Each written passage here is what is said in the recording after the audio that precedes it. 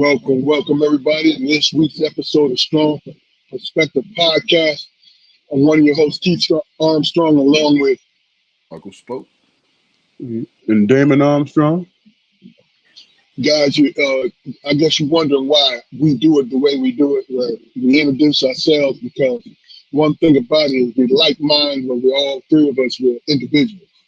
And me, when we started doing it, I like that. I like the way my brothers introduced themselves. This show is called Strong Perspective Podcast. So, really and truly, we are recording this in prosperity. When we blow up, and I'm not talking about making money and all this, but people go to us as a source of information, a source of conversation, how to actually have a conversation. When that happens, you will folks that go from episode to episode, you'll see our evolution in conveying our forms of communication, how we communicate. We don't agree. No, hell no. We don't agree because we're individuals. And if you believe in that alpha and beta thing, all three of us were alpha males, right?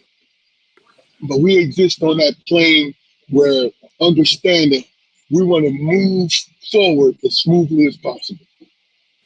So if we want to be batter rams, if we want to be uh, counselors, if we want to be um, coexisters, I guess that's what we're going to be. You know what I'm saying? So a little bit of housekeeping. Go to our YouTube channel, like, share, and subscribe.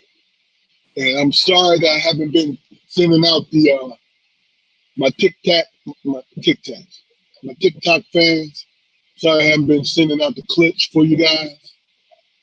Um, Having technical difficulties as far as getting that done, but it's solved now, and you'll start seeing them.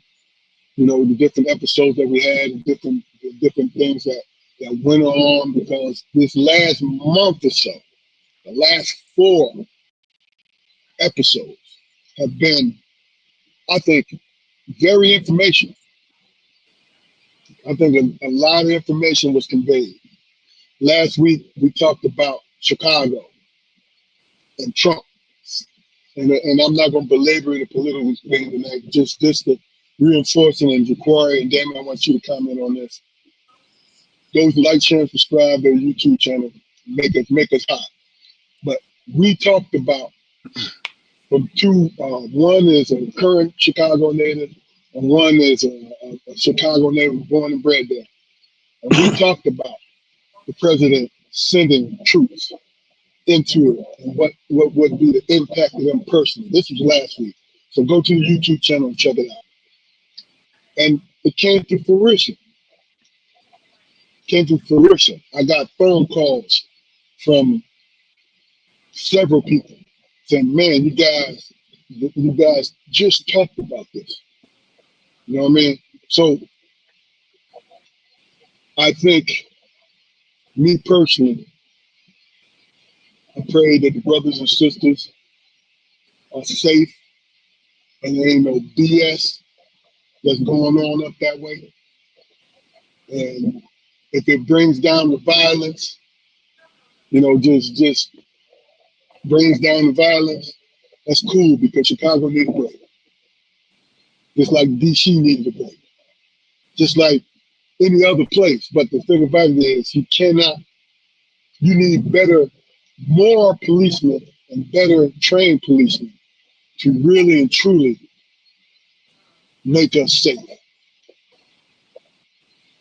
So, Jaquan, what do you think about us everything coming to fruition from last week to today? I don't know if I think it was good. I'm not. I don't want to claim it to be prophetic or anything like that, man. But the one thing I do want to emphasize is the fact that in this particular climate, uh, there have been a lot of Republicans, man, a lot of conservatives, man, who are giving dude pushback and telling him, how outrageous he is. I just want us, as a community within this nation to remember, man, that just because they might be saying something that's seemingly supportive, right now, that doesn't mean that they're our friends. I mean, uh, conservative republicanism, on the whole, the way it looks now is never been for us. And the people in his camp who are speaking out against him now, you know, yeah, it's cool. It's cool because we need those voices, but they're at the end of the day, they're not going to land entirely, on our side of the fence. You know, especially around the next election. There's still people we need to keep our eyes on. But in the meantime, as I said before, man, we need every voice from everywhere to kind of help to shine a light on this dude and all this bullshit. For me, man, what it boils down. Were you done, bro? Hmm. For me, what it boils down to, man, is who is truly for the Constitution, man. You know, um, who is against a man waging war against his own citizens? You know what I'm saying? Who's against that? Those are the people that need to speak out. You know what I'm saying? We as black people, we're going to speak out against tyranny and stuff like that because that's what we're used to. You know what I'm saying? We used to gathering, marching, and fighting for our rights. But people on the other side, white people, how do you want to be represented? Because the things he's doing in representation of y'all because he said this is what y'all voted for. We didn't vote for them. 90 plus, 80 plus on our side, totally against this guy. Most of y'all voted for him. Is this how y'all want to be represented? Him sending troops into your cities and going against the Constitution and all that stuff. Is that what y'all voted for? Is that what y'all want? Because that is tyranny and that's dictatorship. So I'm waiting to hear those voices. And like Jacory said, some are starting to speak out, but it's a matter of speaking out in terms of knowing what your civil rights are, knowing what the Constitution entails before any type of violence or martial law or whatever he plans on laying down on us even happen. Should be pushed back before all this stuff even occurred. So how do you want to be represented? You know what I'm saying? Do we speak for you? Taking away people's civil rights, taking away their history. Do we speak for you? Because Black history is American history. Make no mistake about it. You know. So, would I call him the enemy of the state? I know where I'd lay on that, but it's not up to me. We need to hear from other people. We need to hear other voices. You know what I'm saying, are you about the Constitution? Got you. Civil rights. Yeah. See, and then that's the thing about it is I've always understood what civil rights was about. See, I'm a reader, and I looked at the definition of civil rights, where we spent the '60s and really our whole existence in this country. We talk about civil rights. When, in my humble opinion, we should have been talking about human rights because that's what it is. Civil rights will give us the right to sue somebody. We gotta have money to sue. You know what I'm saying? So to be a reader, to educate yourself, educate your children, talk about them, get it done. Now, talking is not enough, right? But to me, cooperation is the key. You know, that's it. It needs to be combined with talking. Because when we talk, when we communicate, we know what direction we need to be going when it's time for action. You know? But, as I said, I brought the subject up because we spoke about this last week. And Damon was the one who actually had the wherewithal to, hey man, let's make this a topic of our episode. And I'm glad we did. It was a good job, Damon. It was a good job. Thank you. Appreciate it. So let's spend a little time on this, and then we'll go and we'll do some current events afterwards. But the word hate, and we'll start with you, Damon. The word hate. This is nothing that we need to study for.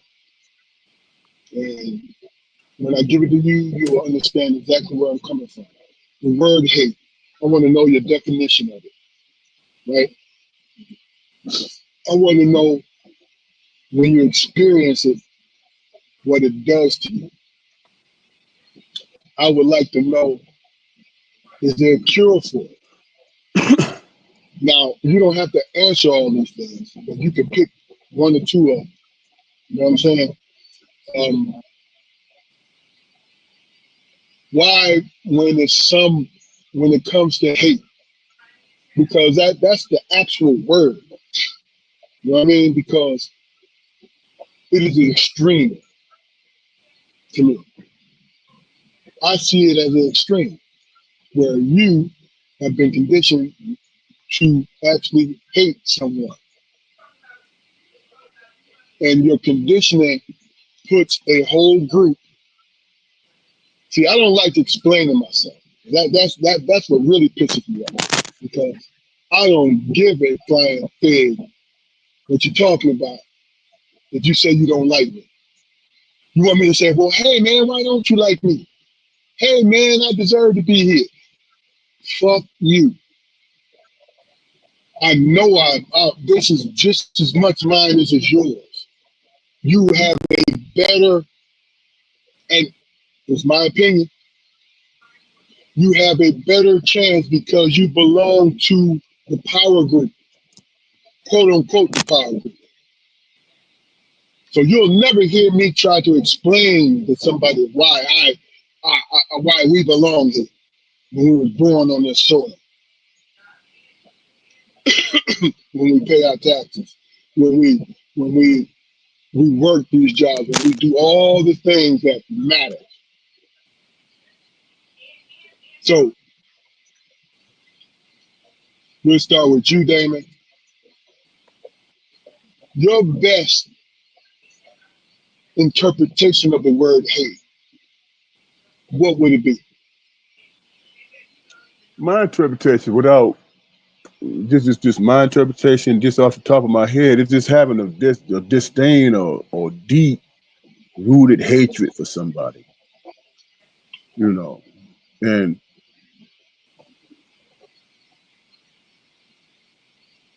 that's pretty much it. Just have this deep rooted hatred for somebody for whatever reason. Just uh, with all the emotions that come with that. That's what you display to them. Say, hey man, I just don't like you. Even to perfect strangers, nobody who never caused you any type of harm. There's this hate, and it's like, wow, you know. Have you ever experienced it? You know what? I can define it from my past experiences. I can define it way, but what I'm struggling with is that, was it gained from something I did to you personally, or was it propagandized and spread that way and say these are people that you should hate and dislike because of their background, their color, whatever. But when you think about it, man, really and truly, how do you hate somebody who never physically did anything to you in your life? How did that come about? You know what I'm saying? and have a passion for that. Man, I really hate this person in a passionate way. You know what I'm saying?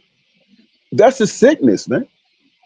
You were convinced of that based off of something somebody told you or something that you read or what's being drilled into the society day after day after day. Images and things on TV and all that stuff. There's a lot of trickery and evil behind that, man. For somebody to take on that role and perpetuate it over and over and over again, and if you think about it in this way, there are there are actually some white people in this country that really don't have any contact with black people. That's not their everyday experience. You know what I'm saying? But they come to hate black people because of something somebody said or something somebody told them. Hey, these people are this way and they are not to be trusted and they that way, and you should hate these people for that reason. But they get mad when you say, well, we can't get over racism. You know what I'm saying? Because our experience, we actually know somebody was raised by somebody who experienced that hate. You feel what I'm saying? Because I'll be 60 in 2 months. Keith, you 61. Corey, you in your mid 50s. You know what I'm saying? We were all raised by people who experienced Jim Crow, who experienced their rights being taken away, tyranny and stuff like that. We experienced that, being profiled and missing out on stuff because of our color or even our stature. You know what I'm saying? So yeah, those kind of things are able to perpetuate themselves and grow out of hating somebody you that never did anything to you. So there's the other side. There's a psychological side of it too. It's like, how do you have this much disdain for somebody, man, who didn't take away your rights, hold you in slavery, and all the tragic things that happened, but that happened to us. We never did that. As a matter of fact, we never invaded the country. You know what I'm saying? We never invaded. It seems to me like the whole world, I don't know if they hate us, but they have this distrust or this whatever for us. And it's like, how did they come to that? How did they come to that when we as black people in this country never invaded any damn body? We never held tyranny or whatever over any other people in this world, but all of that hate and all of that stuff comes back to us. So I know I went a long way, I went a whole way around that, but it just, I was just thinking, how was that? You know what I'm saying? How do you come to have this much dislike, hatred, and vitriol for somebody who didn't oppress you? It's just propaganda and all the, well, this might happen, or they are. Remember when Trump first started talking about sending troops to Chicago, and he said they are born evil. I'm paraphrasing, but that's basically what he said. They are born evil. You have to have some type of hatred towards somebody to put that label on their babies or their unborn. You know, I mean, you have to think about he is an avatar. He is an avatar for the small people who feel insignificant in this world, in which they are feeling insignificant because of their own community. So he's that avatar. He says the BS and the craziness for those people, right? and they crowd around him. Jaquari, what do you think, brother? Abstractly, man. I think. Uh, well, I'm not gonna say that yet. Hate is something, man. That there's really no remedy for it, I don't think. I mean, if you didn't like me for one reason, you and all of a sudden it just got healed, you'll find another reason that to hate me. So you can waste your time with all your propaganda and your marches and your nifty little internet sayings. That's a waste of time to me. I don't know what any of it means. I know that if I was to confront a person and they said, Uncle Spode, I hate you to my face, I could deal with it. I could deal with it because I got shit to lose. I got shit to lose. Now I don't know whether or not uh, the right reaction, or if my civic spidey sense has been dulled just that much. You know. But I'm very careful about paying attention to how I feel whenever I perceive something to be happening to me, something happened to me to be in that box, and I pay attention to it, and I address it, and I ask direct questions. That's something that a lot of those people aren't used to. They're not used to somebody saying before they get entirely out of their bag, is everything cool? It's not. Okay. Well, then I got some time to prepare myself. Yeah. I mean, but hate it, man. It's something that probably will never be cured, man. Unfortunately, and that's not the cynic in me, because there's shit about people that I hate. You know, Yeah. I'm just Yeah. not I'm just not active in it. Um, my take on it is, Damon used to always, and he still does, he'll talk about humanity. Our community has a lot of humanity, right? It's kind of, in a lot of ways, we have every reason to hate. And maybe it's because of conditioning. Maybe but mostly I want to believe it's humanity. Um, we have ammunition to hate, not somebody to gaslight us or anything like that. You open up the history books, you look at just people reacting towards our community, and it is fuel for hate. I chose the word hate for a reason. It was not something that I randomly felt or did. It's actual hate. I picked it for a reason. Because when you go out of your way to ignore common sense, to still have this hostility towards a community, that word fits. And if you are a part of the quote unquote majority, but really the community that has the most power, and you feel that what I say is unfair or is wrong, then you're fooling yourself. Now, am I saying that it's stopping me to achieve my dreams and all that? No. I'm saying the hate is responsible for hurt and harm to our community. See, I always believe that if you cooperate and you come together with your people, you can overcome anything. I'm talking about financially, because we got people in the financial field that are superstars. But guess who they're working for, right? In every capacity of work and employment in this country, every capacity, we have people in our community that are stars, whether it's serving people or mathematics, corporations, they are stars.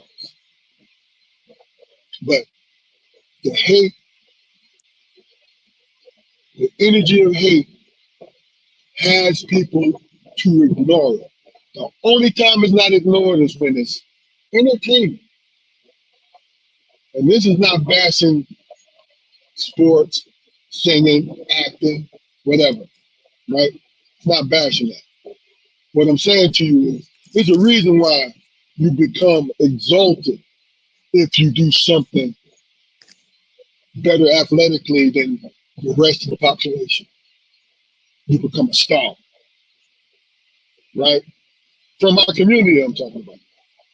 There's a reason, because that's the easy thing to do. Because they want, no, I said they. We want to be entertained.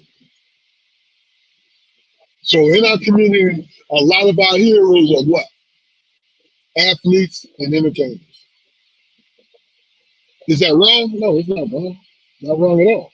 Because what motivates you to get out of the bed, what motivates you to keep going, what motivates you to love and be away, it's not for everybody, but hell, if it's for you, it's for you. You feel me? So my next question is this. Do you think, Jaquan, we'll go back to you. Do you think that there are communities that actually hate us? And if you do, if you feel a certain way, you don't have to answer this, but if you feel like answering it, volunteer. If not, we'll move on. To be truthful, man, I mean, I really haven't had time to try to experience that, man, because I'm dealing with the people who believe they hate us. You know what I mean? So me saying that, well, this person or these people hate us, those people hate us, I couldn't do that. I mean, that's a waste of my time. It's, Yeah. it's it's a waste of my time, and I'm not being nonchalant about the phenomena of hate and racism. I'm not doing that at all because that's foolish. You know, I've heard a lot of people, a lot of young people, talk about the fact that they don't believe that racism or discrimination is even a thing anymore. And I'm like, well, okay. I really, and I told a young man this. I really hope that that that lens that you're looking through the world out of, man, don't explode in your face. I understand there's a stylized world view that we all start out with, but for us, in a lot of cases, man, that worldview is dashed to the rocks by one fucked up experience, and that's all it takes. All it takes, man, is you know uh being a little kid and being over somebody's house, and everybody else is going into the kitchen to get a drink of water, but you got to drink out of a hose.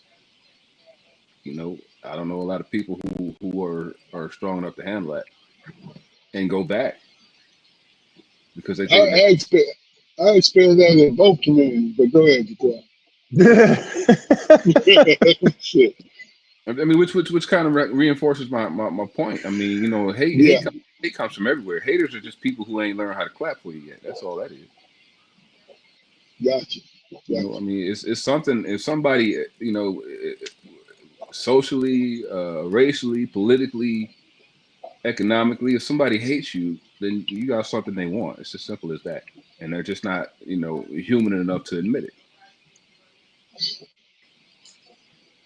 Gotcha. Gotcha. Damon.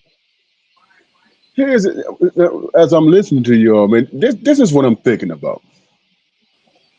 When people want to sanitize things and act like it's not like that anymore, when it's right there up in front of your face, and then they judge you for saying, "Why are you being this way?" You know what I'm saying? You do know that's racist.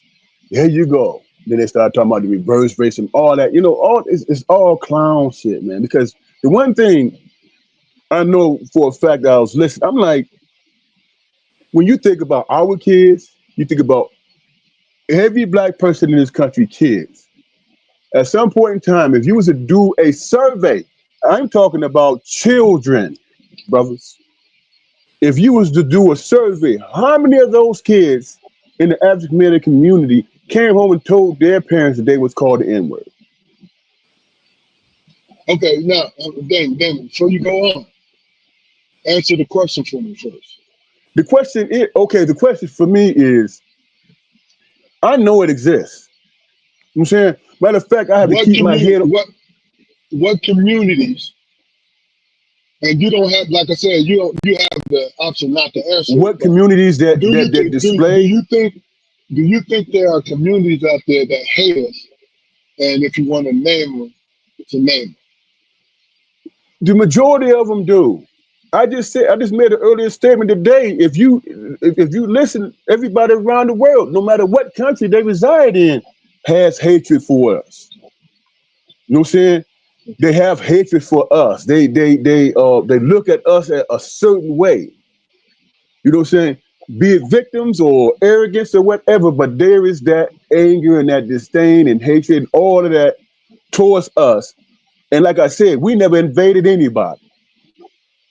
You know what I'm saying? We never exacted our beliefs and whatever in any country. It just comes back to us. So of course I've experienced hate from numerous communities.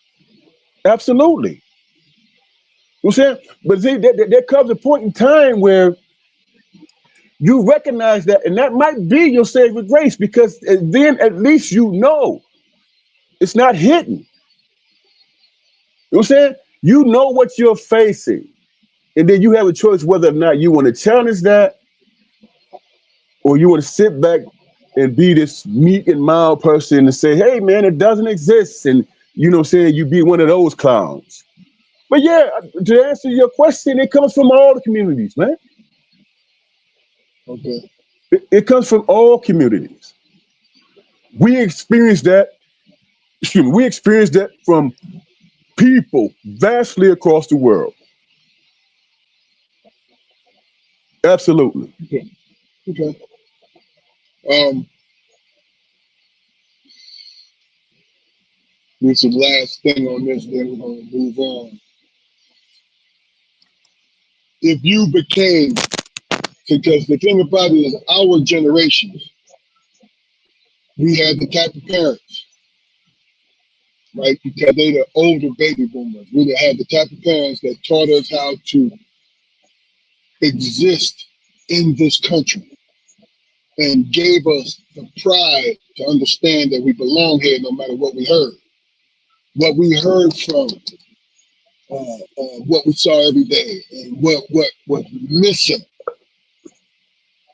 they communicated to us like, look, this is the real deal.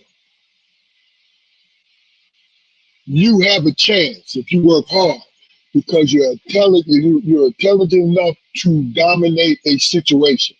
Not just sports, I'm talking about everything, right?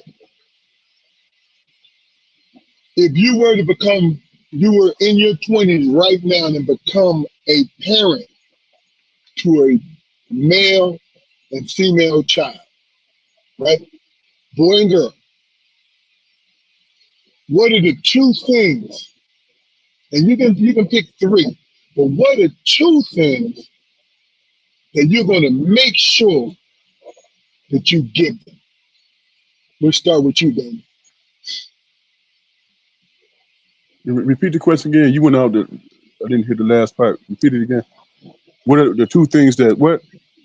That you will make sure that you teach your children what seeds you're going to plant, what crops you're going to cultivate within them to really and truly succeed in this country. What are the two things? And I'll give you a little time to really think about it. But what are a couple things that you want to make sure that you give your children? The number one thing is for them to understand that I'm going to provide safety by all costs. You know what I'm saying? That I'm willing to give up myself for their safety. That's the first thing I'm gonna show them. You know You know what I'm saying? So that way they could walk in their community with the understanding that whatever happens, somebody's going to, that their daddy is going to be their defender. You know what I'm saying? That he's going to be there to defend them.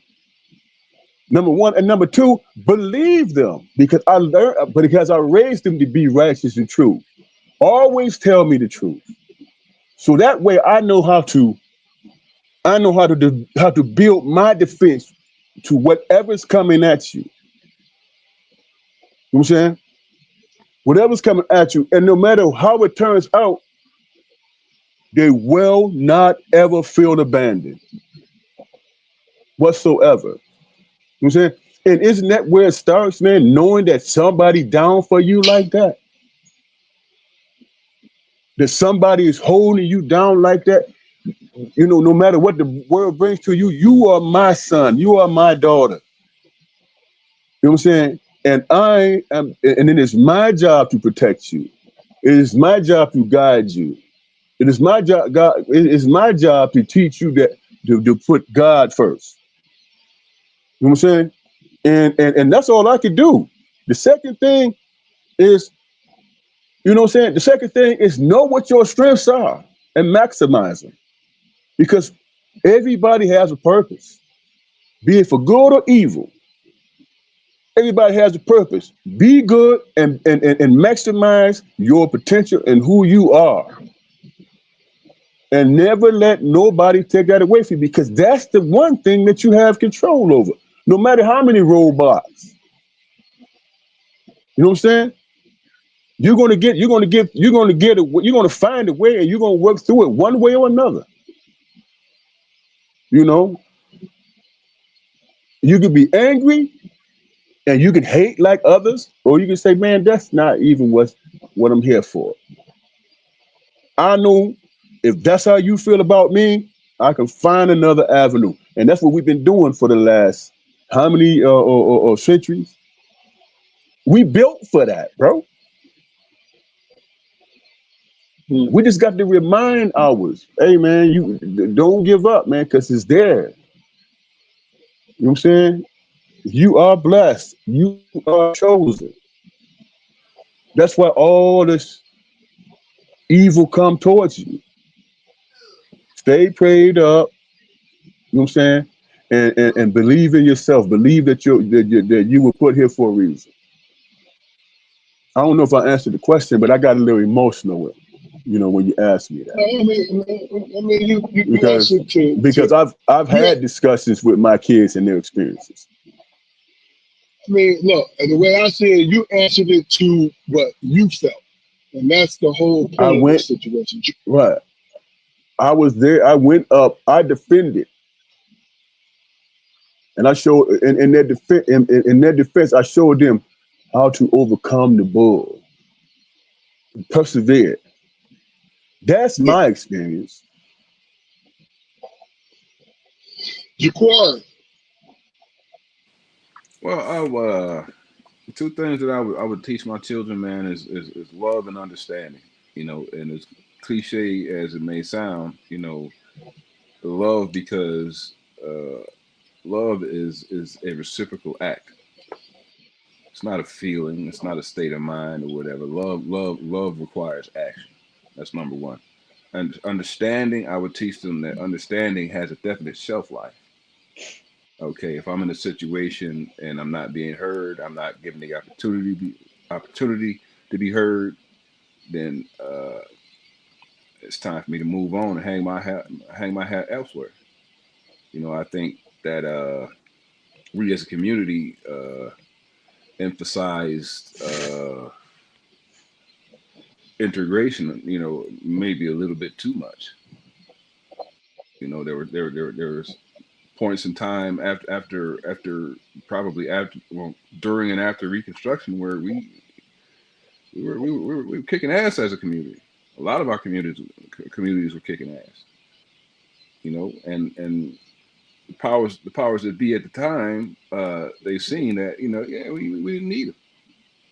Don't need you for anything. Now, there's nothing worse for quote the most powerful country on the face of the earth that's ever existed, unquote, to have this entity within its borders that's outshining the majority.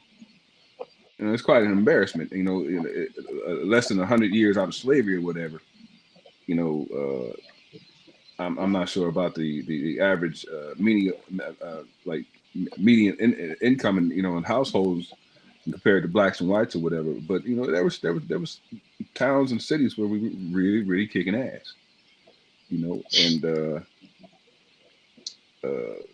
you well, I don't know. I lost my thought, bro. I'm sorry, but yeah, that's it, man. Just love and understanding, man. But each one has bullet points and caveats, man, that I would emphasize. Yeah, yeah. I think if I were to become a new father, I'm gonna take from both you guys. I'm gonna teach them love. The way that I teach them love is how I treat them, how I treat their mom. By example of love, right?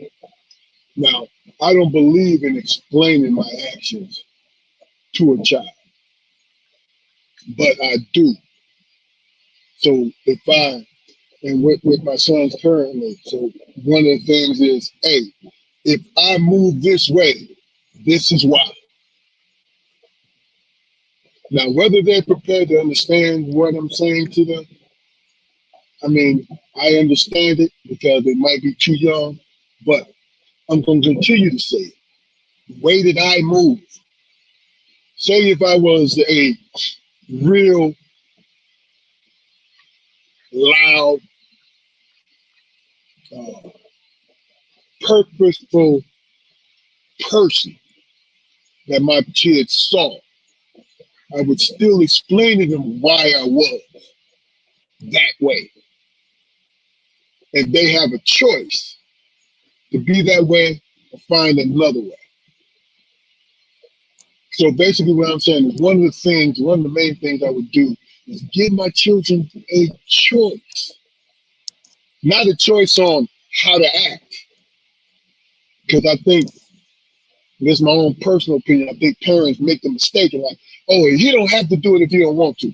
No, if it needs to be done, your daughter and your son need to do it, even if they don't like it, right? But once they have came of age, I'm going to also give them the choice to continue on to the way I taught them, or to forge their own way, or to blend the two. You feel what I'm saying? To blend the two, because I believe that's possible. I mean, and the last thing I would teach my child is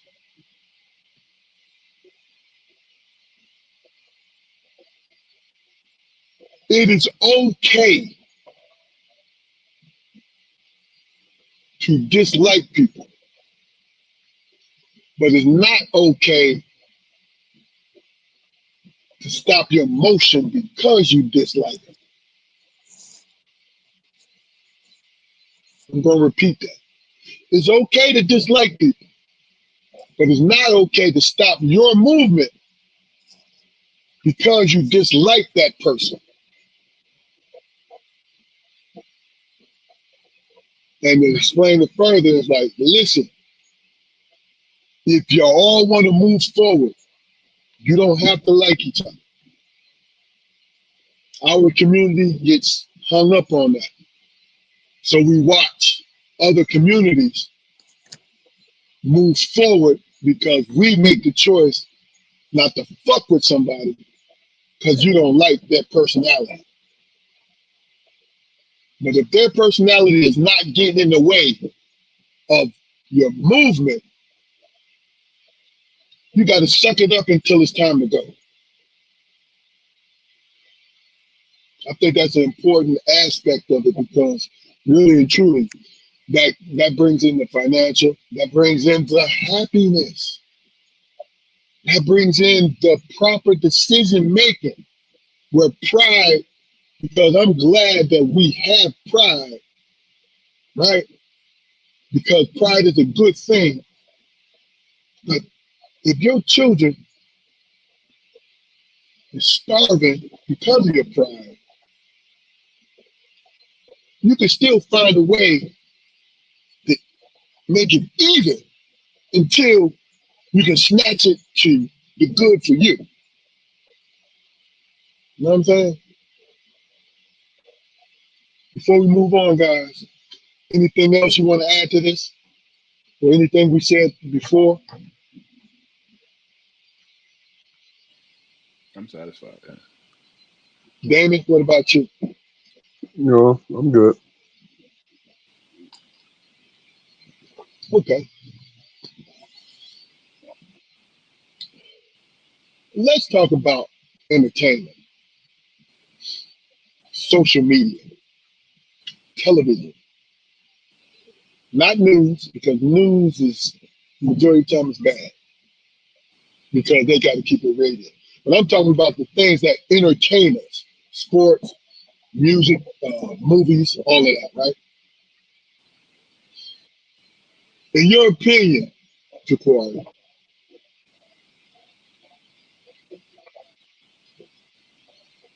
how important is it to, I got to find a better word, better way of putting this. Is it too much emphasis on propping up somebody who is artistically talented in every way of artistic form? Do you think we prop them up higher than they should be? I don't think we do. I mean, because there are very few things in life that when you think about it, really aren't art forms. Politics is an art form. It is. You know, outside of the you know the thing that is entertainment. Politics is art form. Social interactions. It's art. I mean, there's an art to it. You know, so I mean, we're you know everybody's an artist. You know, shit, basketball is an art form. It's a martial art, basically. That's what I'd say. Any sport you play, it's a martial art. You know, that's why people are drawn to things. You know, we find creativity in the strangest places. You know, you think about the little boy who sits in his room and takes his radio apart, you know, to see how it works. That's an artistic mind, man. It's an artistic, you know, because he's interested in the beauty of mechanics, so he wants to see how shit works. You know, that's what I've always thought. Okay. So getting back to the original question, do you think because it's very few people who get the chance to be artistic, there are more people, the majority of us, like you said, have artistic talent. Do you think we prop them up too high?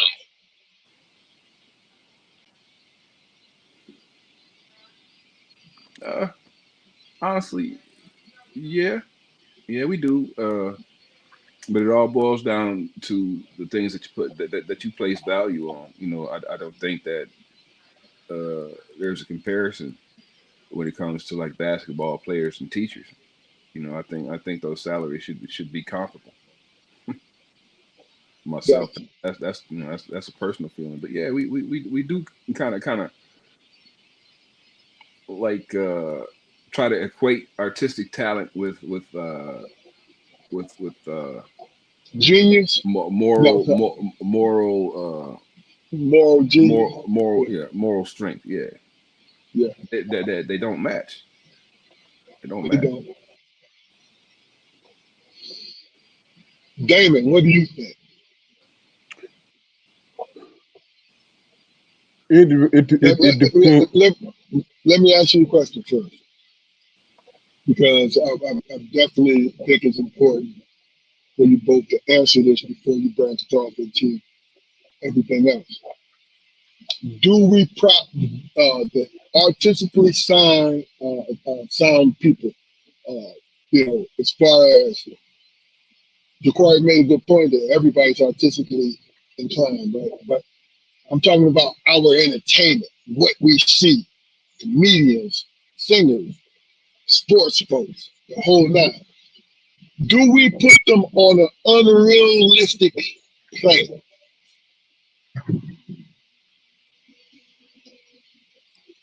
No, I don't think so because you don't know how you touch a person. You know what I'm saying? I might not agree that I might not look at a basketball player and say, "Oh man, he's exalt them and on this level, and they godlike, calling them black G's." I'm not going to do that. But somebody can look at that. Some other person can look at that and say, "Man, I wonder what it takes to be like that." Because you got to understand, it takes a lot of dedication and heart and all those things that makes you successful to become that person on that level. So yeah, people can be inspired by that, man. People can Okay, be inspired by that and try to be the same, try to replicate it and become great in their own personal life. Absolutely, no, I don't hold that against anybody. I think it's all right. okay. Yeah, I don't mean to hold it against them, but as far as your opinion about is it put, is the standard put too high and they can't do no wrong, or if we see them do wrong, then they lose everything morally, not morally, but as far as well, I can't fuck with him no more because he cheated on his wife. You understand what I'm saying? That's somebody who's Do looking we for do, something. do, do we hold them to a higher standard? You know, because I see people as being. I think it's comedy in it, right? I think it's comedy in it when people who we put on that level and we find out that they're human. You know what I'm saying? You, See, you, that's good. for example, I admired the hell out of Magic Johnson because he's a homie. I'm saying from Lansing, he's from here, one of the best to ever do it. Loved his game. You know what I'm saying? Rooted for him even when he was playing against us. I wanted to beat him, but I wanted him to do well. But you know what put him on another level with me? With all the things that happen in his life that people can judge or whatever. The one thing he said, I heard him say in front of the world, he said, he said, I love my people and I will make no apologies for that.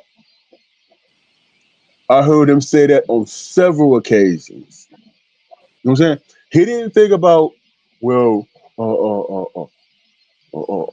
other people of other nationalities buy shoes too, or they support me too. He didn't care about that. He said, I love my people. So that's why I build businesses in our communities. He said that out loud was unapologetic. That's why he is here for me. You know what I'm saying? You ain't do a drive by on Michael Jordan, did you, dog? I kind of, sort of, I did. Look here, man. I love Michael Jordan. I love Michael Jordan, but I think that it was an opportunity that there was an opportunity that he could have made a major difference in. You know what I'm saying? There was an opportunity that he could have took advantage of if he had the awareness of it. But he was You know what? thinking he was thinking in lines of, man, I'm selling a product.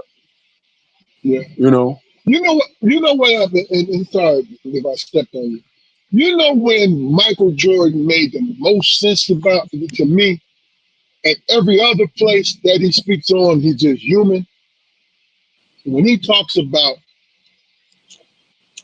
basketball, when he talks about basketball, he he understands the legacy of it. He understands who came before him, and he gives them their cards. Now, everybody want to give him his, like, you're the greatest and this and that. He would be a fool to say, well, I'm not. You feel what I'm saying? He would be a fool. Anybody would be a fool of that, especially as much as I'm competitive. He's a year older than me. I'm competitive, and I didn't get to do the professional thing, but I am a Pistons guy. You feel what I'm saying? So there was a lot of times I cheered against him, right? Cheered against him, Larry Bird, Magic Johnson. Those are the three guys that were the threat to my Pistons. You know what I'm saying? When I became a fan after my pro basketball dreams were ended, I chose a side, right? So every interview that I saw him see, I was there. The three of us were there in real time. Now, me and Fluke, Ja'Cory, we was interested in the real time. You like, yeah, all right, whatever, motherfucker. You know what I mean? It is what it is, right? But we was there in real time. So every time somebody asked him about, yo, Mike, why you the greatest? He's like, yo, wait a minute. You know what I'm saying? I'm just out here balling. This is what I'm doing. Now you want to put me, these are my inspiration. You know what I'm saying? So not to get too much into that, man. Let me just say this real quick. Sometimes I feel like sports, entertainment, just entertainment as a whole, really truly dictates how we feel as a nation. And I don't like that because sports and entertainment is a nice distraction, but it's not real life. You know what I'm saying? That's kind of why I asked you guys what your opinion about it, because there ain't no right or wrong answer to it. Not at all. I just think like it's, you know why? Because I after college basketball and all that, I experienced real life. I experienced real life. So I went from that pampered athlete. I wasn't pampered enough, so fuck that. I needed more. But I went from that pampered athlete to out here working. I mean, serving the people. You know what I'm saying? So I got to actually see and feel and live life. Feel me? So I'm happy that I have both experiences. And this is not something, I didn't ask a loaded question. What do y'all think about entertainment? No, I value your opinions. And I like to ask you things to see how you see it, because I might be wrong. You know what's crazy, bro? As I'm listening to you talk, when it comes to sports, you know what it was for me, man? And maybe that's why I didn't do as much as I should have with it, because I wasn't passionate about it. You know what I'm saying? That got stolen from me. It got stolen from me because I had to prove that I was worthy. You feel what I'm saying? I was always told, you're not that. You know what I'm And saying? that's not, So but see, so but I that's approached the life though, man. game, I approached the game different. So my passion about sports, basketball in particular, is that okay, I'm just gonna show people wrong about me. You know what I'm saying? And that's about the extent of it. All the accolades and everything that came afterwards, I never expected. So, You and know so, what I'm but saying? not to interrupt you, really and truly, I can almost guarantee you and I went through the same thing. So this is why we see things a lot the same way. It's just the simple fact that I used anger to fuel where I was going. You know what I'm saying? And I wanted to be there for you and Ja'Cory to say there was one person who was in your corner and told you you could do whatever you want. What I was going to do was I was going to try to tie it into my life experiences. You know what I'm saying? In terms of awareness, you know, but Don't hell, interrupt me, motherfucker. I done lost my train of thought now. So, you know, Look. but I feel what You you're know, saying. when I think about my athletic career, man, it was far from what I fantasized it being or whatever. But that was my fault, because in my heart of hearts, man, I shouldn't have played football or basketball, man, because I didn't really at the time have love for those sports, man. I did those things because you guys had already done them, and during the time that I was doing them, it was always constant comparisons. It was always constant comparisons, and my young mind was like, like, what the fuck, man? These dudes ain't been here for fucking a decade, man. But I can't, get away from it. And I use that as an excuse instead of just, realizing that I had something to offer both of those things. But I would have rather been a boxer, man. I really I grew up loving the sport of boxing. Mhm. And Gotcha. but it wasn't really that I knew of. It wasn't really a space that I could go and do that. I vaguely remember when I was a little boy, man. I was walking downtown in Ipsy, and it was like a storefront, and it was like, it was. I think it was like a boxing ring, man. But Over by that little diner, yeah, across the street from the library, from the right? library, yeah. Yeah, Yeah, yeah. and I remember walking past there, looking in that window. I was walking with mom. I don't remember where we was going, but I seen them doing their thing, and I was like, well, dang, I want to do that, But Mhm. circumstances played out how they played, and again, man, I don't want to make no excuses. Like, I didn't give it all at all times in either sport. Had I done that, man, then I would have a very, very different story. Really. And please, guys, don't, because I asked this, don't be regretful and all this stuff, because it's your journey, man. No, I mean, You know what I'm saying?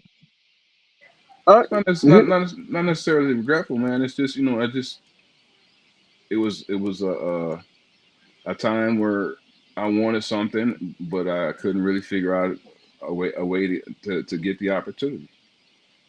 No doubt. No doubt.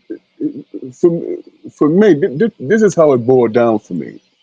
This is when I started appreciating my athletic career because I had to think about it, you know, in retrospect. For me, I went from this person who was that guy who was always by himself, you know, who didn't really mess with anybody, was just mostly by himself. And people always wondered, why is it, what's up with this dude? Weird guy. You know what I'm saying? I love nature. I love walking beside the river, all that. Until my brother started playing basketball. Then it became this thing like, well, are you going to do the same thing? Are you going to be just as good?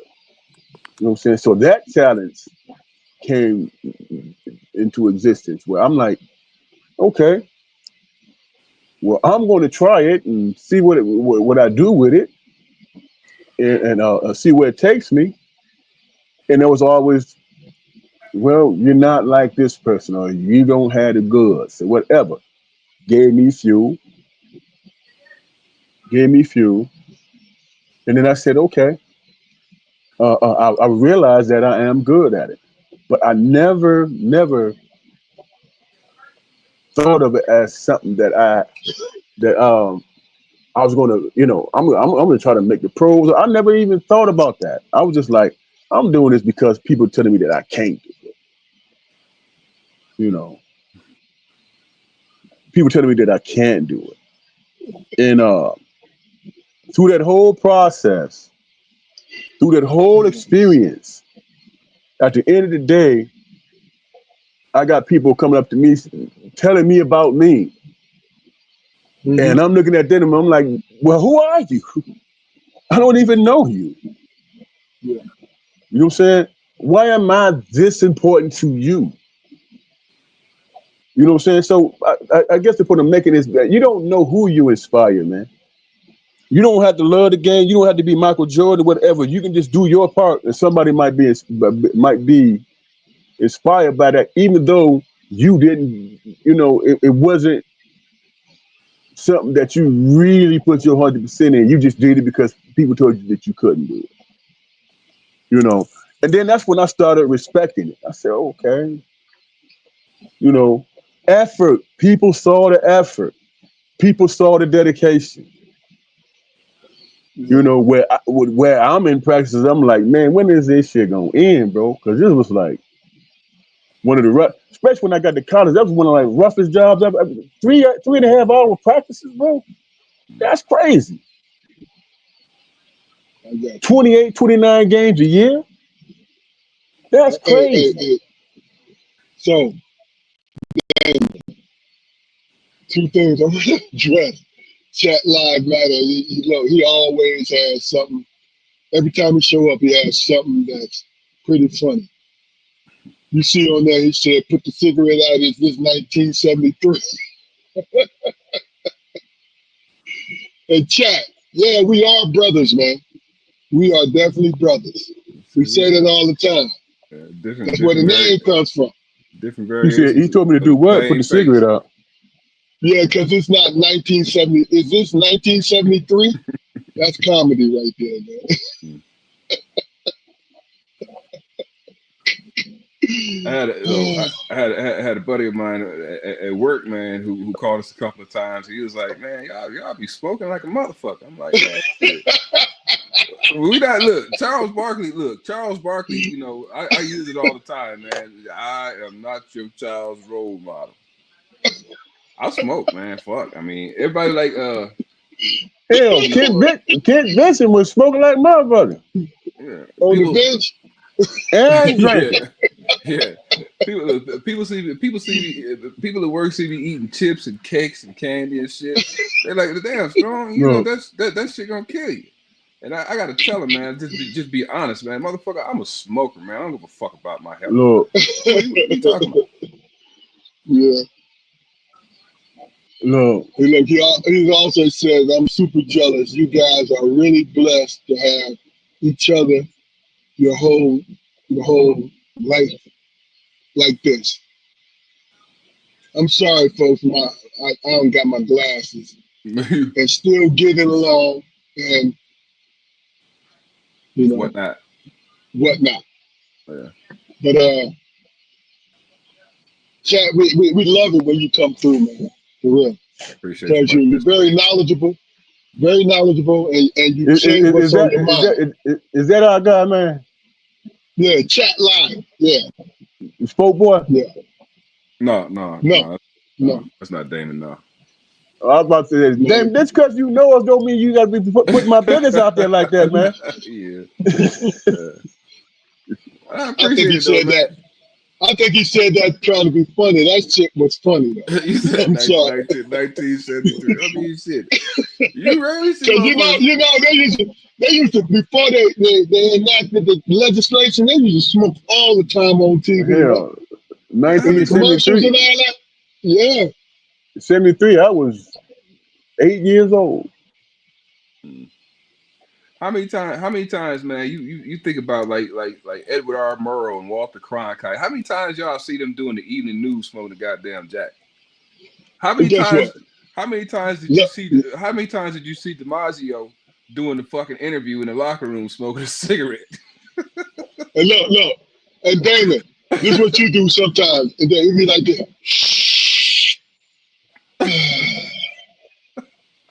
I hit that home run because I was feeling good. You Yeah. know Hey, what I'm no, saying? look here.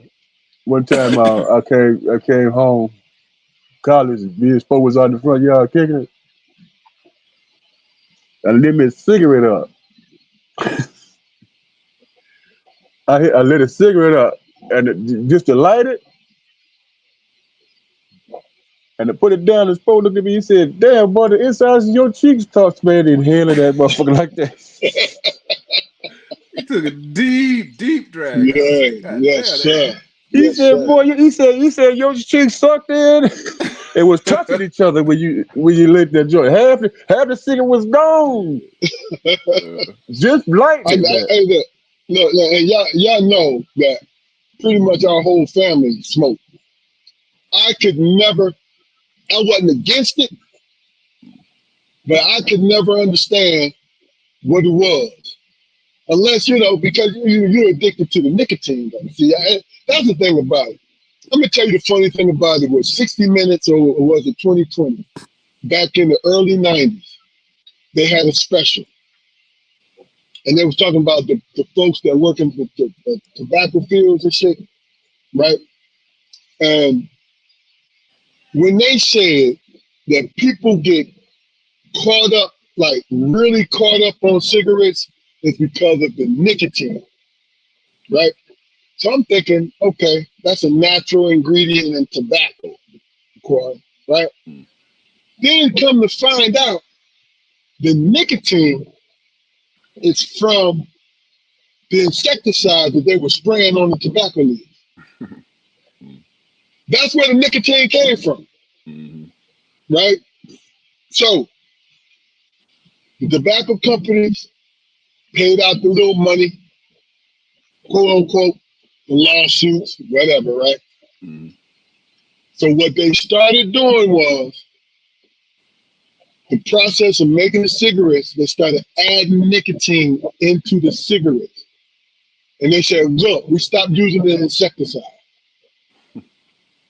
They hit you with the Rizzy Dazzle. You Mm-hmm. feel what I'm saying? Mm-hmm. You know, See, the thing is, man, all right. How long did it take for the American people as a whole to figure out that smoking was bad for you? I mean, there was always, non-smoking they addicts still, throughout history. There's always been those people. But yeah, but they still haven't figured it out, Corey. They haven't I figured mean, it out. no, I mean, no, I mean, I'm talking about to They, today. It's pretty much a done deal that any kind of any ingestion of smoke into your lungs is bad for you, across the board. Okay, we all know that. My thing is this. Okay, you have any idea, like you guys are, in your 60s, I'm in my 50s. You have any idea how many grams of microplastics you have in your body right now? it's a lot. It's a lot. This is it's a lot.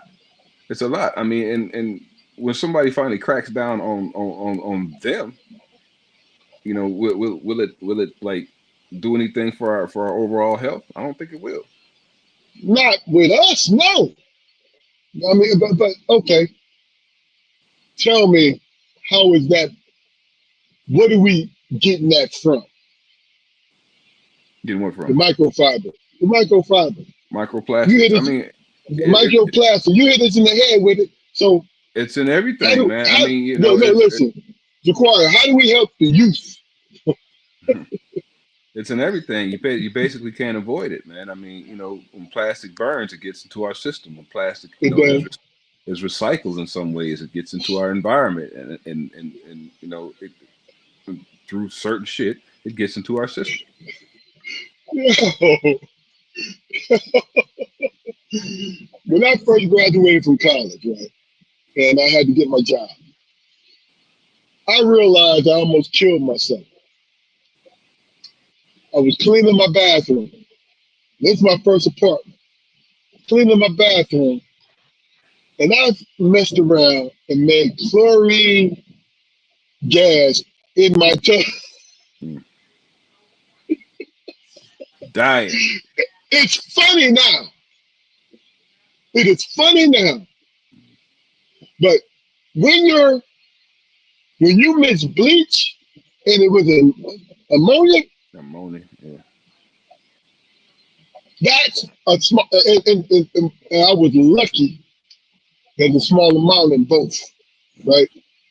But yo, I'm cleaning out my tub, right? And it's a pool of water, and I'm sitting up there like, "Ooh, I'm clean, I'm clean." Then I'm like, yeah, yeah, what's going on?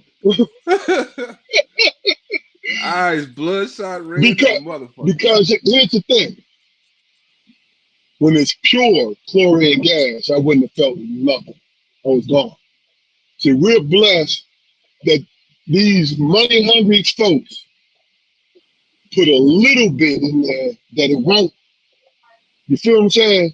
It won't kill us unless you put you mix a big giant amount of it. You know what I'm saying? But I'm gonna tell you, and let me ask this question of you guys: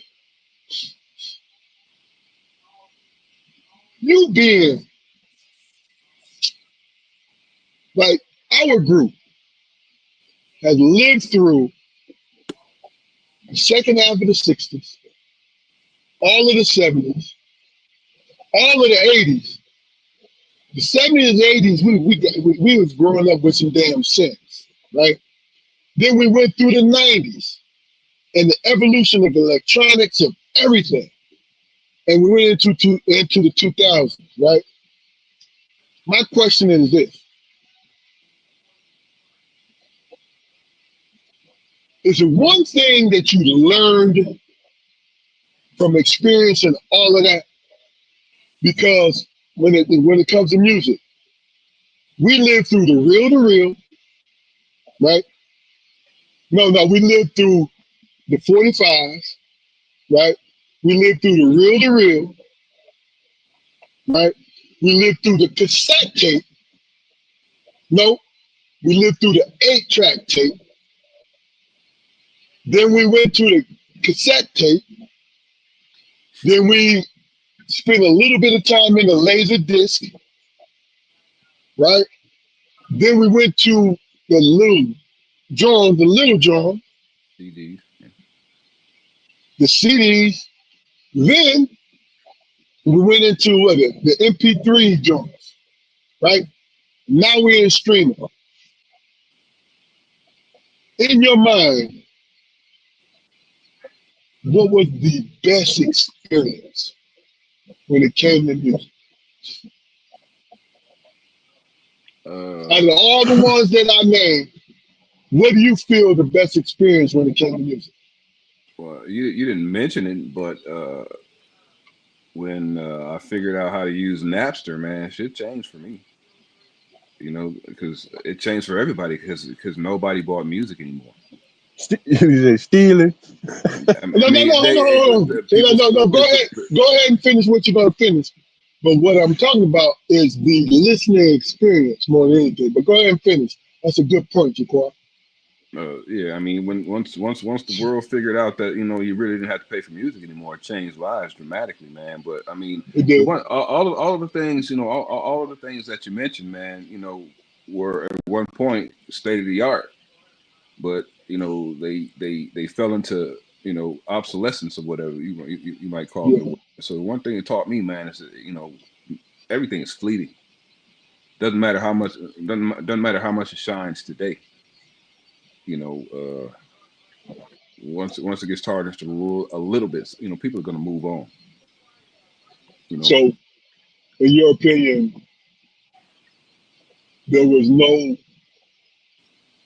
musical experience that stuck out. It's just the experience, period. now I mean, like no, like in regards to quality, I mean, the only thing that really stuck out to me was the ease of convenience, the mo- you know the Okay. the easier it became over time. you know, Mhm. to access music. You know, how I heard it, I don't believe I hear music the same as anybody. To be truthful, I'm not saying I have a But special ear, a special ear or anything like that, but you do. But go ahead. there's pieces of music, man, that I have that I have a special relationship with. So you know, no matter the genre, I'm always gonna love those particular pieces of music. Gotcha. So out of everything that I named, Flo, what did you feel was your best listening experience? When I was to be able to download music and burn it on a CD in the arrangements that I enjoy listening to. Okay. Okay. Hmm. I'll be honest with you. Go ahead. Was you I was gonna gonna say say that. something, Jacob? Yeah, I was gonna say that was priceless, man. That was priceless because you had the patience, to actually arrange things, man. You know, the way you wanted to, and it benefited me because I used to steal them shit. I mean, I get it. I get it. But were I to answer the question, which your answers were legitimate, but if I were to answer the question, it would be the 45. You know what I'm saying? Because for some reason, now I love the innovation. I love everything that went after that. So it's not like I'm just a old head and this is all I need. No, I love music. You know what I'm saying? Especially blues. Love blues, man. Love classical, but love blues. Jazz, I can I fuck with live jazz all day long. I can do that all day long. But the big the big ones is the 45s, right? The album joints, right? Or is the small one. 45s are the small ones. LPs are the larger ones. Okay. I love the small ones, the 45s, and I love the LPs. I love them. I love them. The scratching that you hear in the background, but it's like that voice is coming boom because I always believe that music is my soundtrack of my life. You know what I'm saying? Like I listen to a lot of love songs when I'm driving because why? Two things. Love songs taught me how to talk to a woman. It pretty much let me know to be honest, right? But being honest in a clever way. If you listen to those lyrics in the 60s, late 60s and 70s, they a motherfucker. Some in the 80s, but I'm talking about the 70s. Yeah. Shit. Main ingredient. The Manhattans, Teddy Pendergrass. No, I'm on that kind of tip, right? When I'm driving. But it's a soundtrack of my life. Meaning it helps me to remember us as children and the atmosphere of life. The good times I'm talking about. Not the bad. I'm talking about the good times of life and being around the people that we love that's passed on. You know what I'm saying? So those LPs and those 45s, I love them to death, man. I love them to death. You know what I mean? Real quick, man.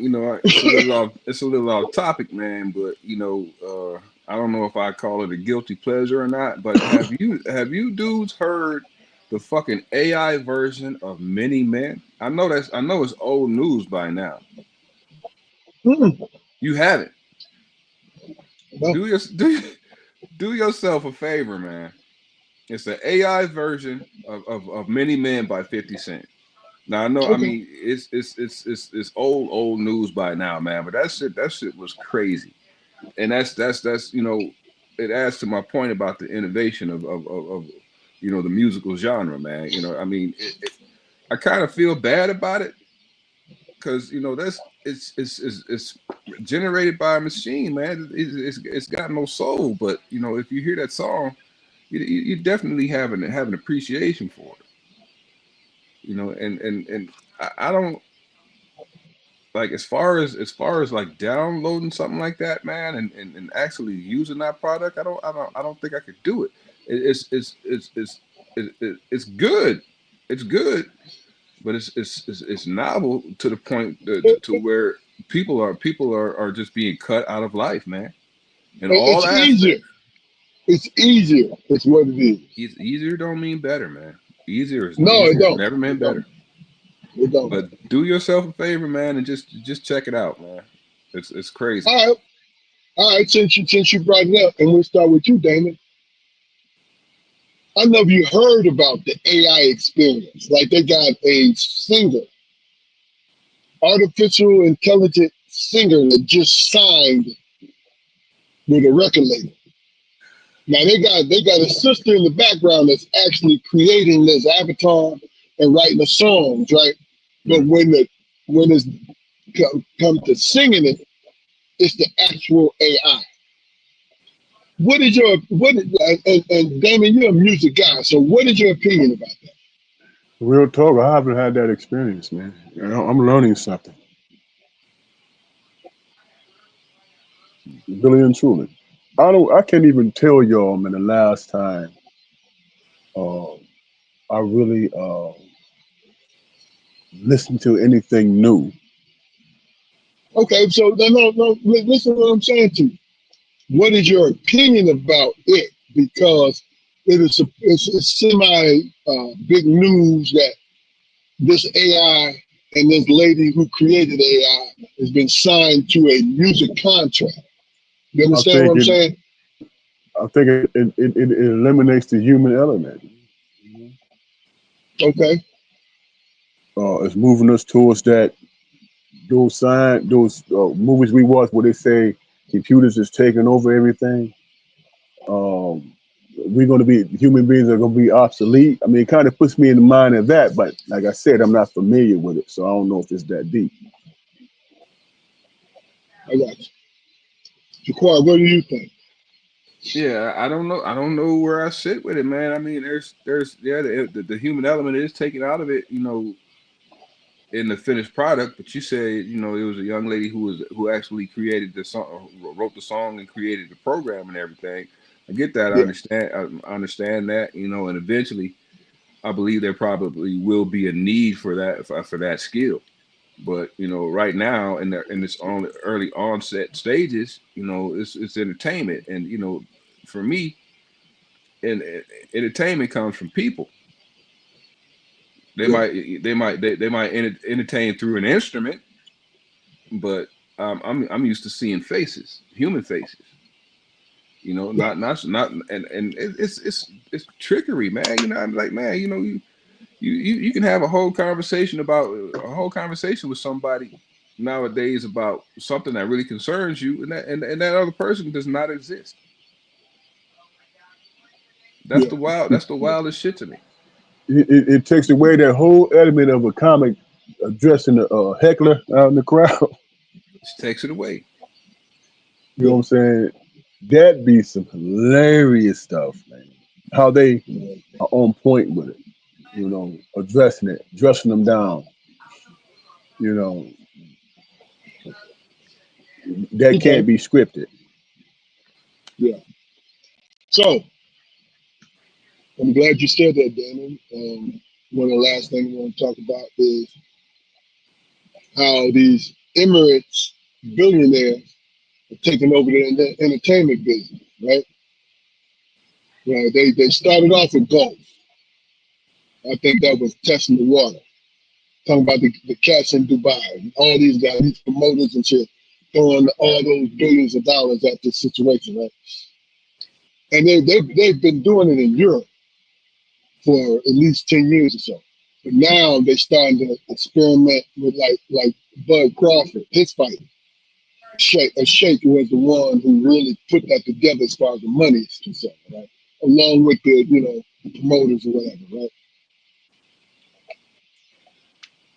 I saw something in social media where people was upset because Dave Chappelle, let me see, uh, Chris Tucker, Kevin Hart, all these big name comedians, right, are at a festival over in Dubai. So you know that all of them getting paid a serious bag, right? I want to know what your opinion about it, right? Do you think they're selling out because people talk about human rights, how people's human rights are being, stepped on in that country, right? Do you think it's cool that these major, it's all pretty much all of them, man, like that, as far as the brothers are concerned, all of them is over there in this festival getting a bag. What is your opinion about it? We'll start with you, Jaquan. Do you have an opinion about it at all? Well, this is the first I'm hearing about it, but I mean it's bad. It's bad, man. But there's the other side of that coin is everybody coming to America, man, trying to make their fortune. And people know the bullshit that this country is behind. Yeah, but those all, but this is what I'm saying. Is the directed towards Dubai over that way, the Emirates and all of that, right? Mm-hmm. They are billionaires, and they're bringing everybody over there, Right. and they paying them a bag.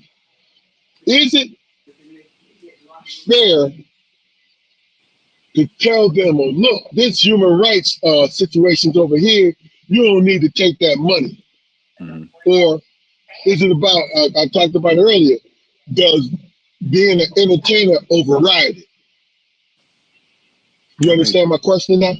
Yeah. I thought I answered it the first time, but being an entertainer, man, it aligns with being a businessman. I mean, Okay. you get into these things, man, to make money.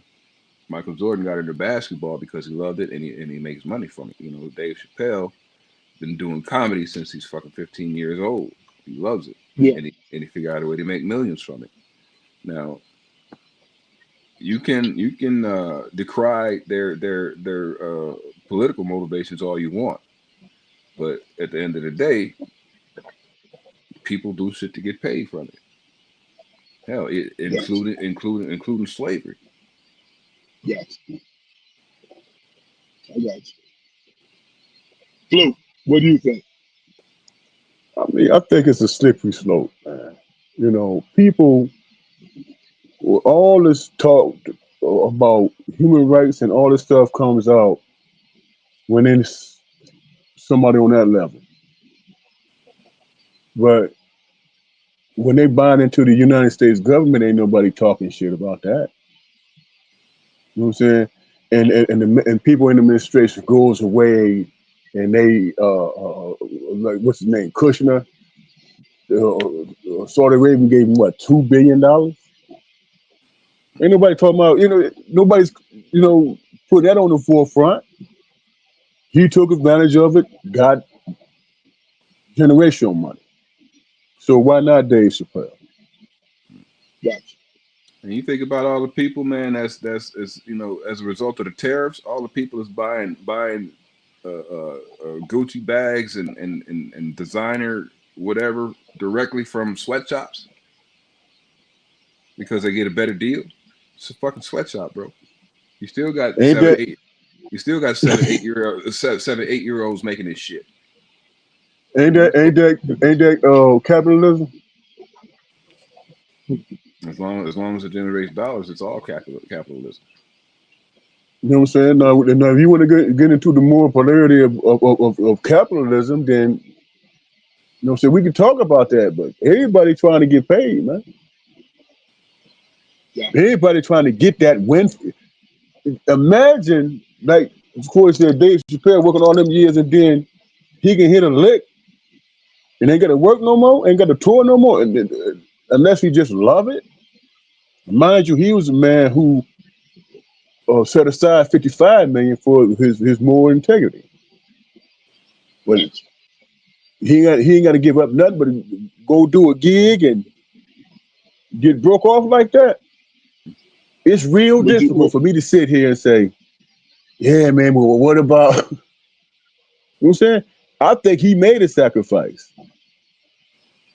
so basically, what you're saying is he learned from his mistakes. He said when he left his show, did he sit down for 10 years?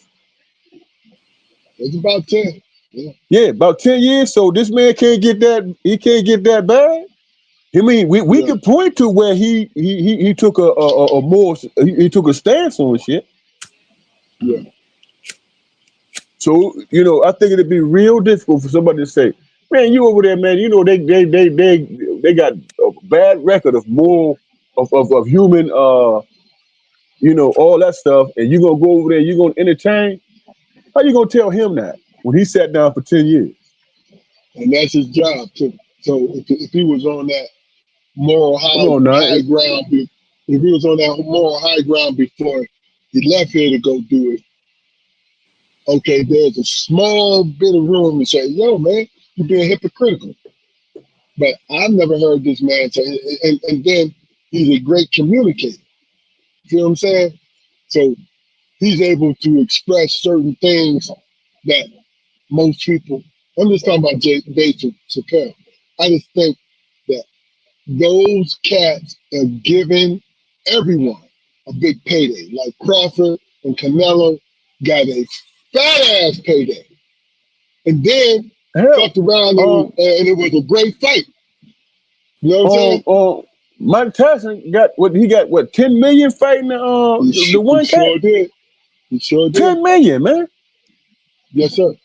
So look, I I understand why people would be, you know, upset about it. But I also understand that, you know, other folks being upset about it is not gonna pay your bills. Mm. You know what I'm saying? And this is not justifying it. No, my point is, if I was put in that position, it would have had a lot to do with, because I'm human, a lot to do with what my pocket looked like. It's just what it is. Main thing for me, man. For me personally, money ain't my god, man. Well, It actually, just that's my ain't. point, though. That's my Money ain't point. my god. So But so people want to put it in that vein. You know what I'm saying? Now, if you was a witness of this, right? When they bring them sisters over there and defecating their face and all of that stuff like that, right? And you still take the bag, and I know you know about it, then I'm like, okay, so you on that type of time. You feel what I'm saying? You on that type of time where you don't care. It's a moral ambiguity. You know what I'm saying? Is there But is there is there payment involved? with the yeah, it is. But I don't know. I'm saying this. I just use that as an example, man.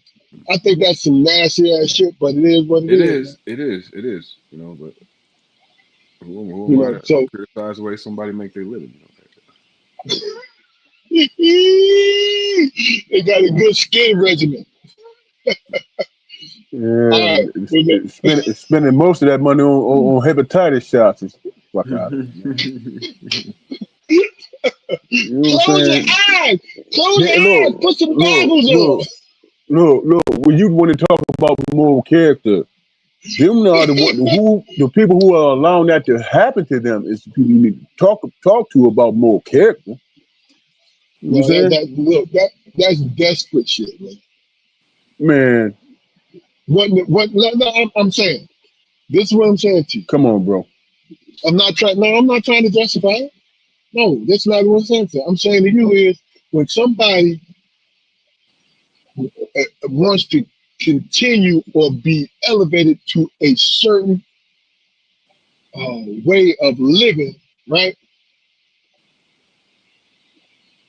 Ain't no telling what they'll do. You know what I mean? That's what I've always believed. And I'm not saying it's right or wrong. I'm saying that most folks be on that bullshit sometimes. You know what I mean? All right, well, look, we're gonna take this. We're gonna take this to the point. We're gonna take this to the point where I want you guys to give me the last words of the day, and we're gonna close this chapter out. We'll start with you, Damon. Got any last words for us? My Tigers won yesterday. Yeah. I couldn't even find my jersey or my damn hat, and I'm mad about it because I wanted to represent. You know, they showed a lot of fortitude, bro. You do know they was on like a 15 plus game losing streak. That's how We talked about Cleveland, it. Yeah. yeah, that's how Cleveland, won, the Central. But they pulled it out. They pulled it out. You remember what I said? I said they're going to slump, but they're gonna get hot just in time.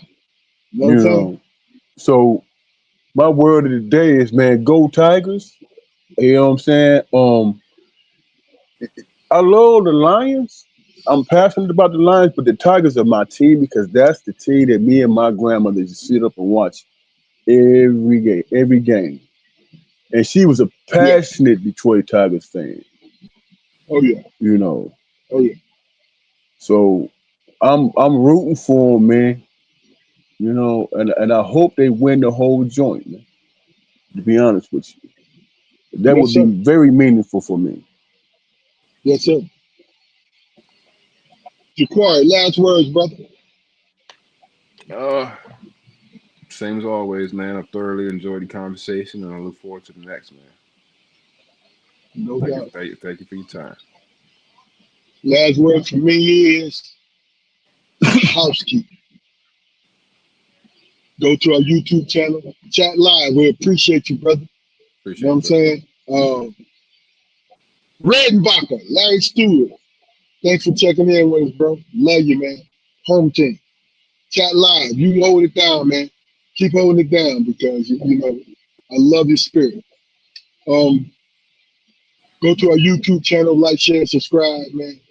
You know, I promise you this, my audience, whether you're looking at it or not, our audience, I said our audience, right? We are going to be put on a platform where people are going to start understanding and appreciating what we bring. This is the art of communication. Chat Live said, I did not realize that you guys were brothers, even though we look like one another, but it is what it is. But the thing about it is, I like that because we have three different views of life, period. And we know how to convey it. I appreciate this journey I've had with you two, man. You know what I mean? It was bumpy when I was drinking. It was bumpy as hell. You notice I don't But drink on here no more, man. look. All it took me to do is go back and look at them early episodes, and I'm thinking I'm like this, and blah blah ski. I'm smooth and this and that. But then I really looked at it the next day and was like this.